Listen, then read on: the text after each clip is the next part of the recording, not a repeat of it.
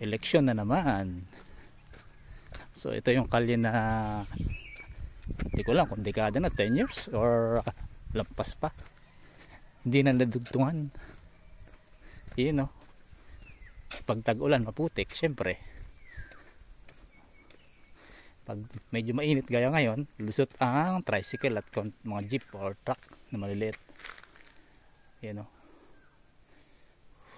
ganda sana pag nisemento na to. Kaya lang, ewan ko anong bakit. So walang kuryente. Yung poste naman dito, mga 1 kilometro na lang, dudugtungan na lang. Hanggang ngayon, yung mga tao dito, naka solar panel lang. Kung saan may kuryente na. Yun o. Sino kayang maghihimalang politiko na makakaisip ipasemento dito kahit 1 kilometro lang.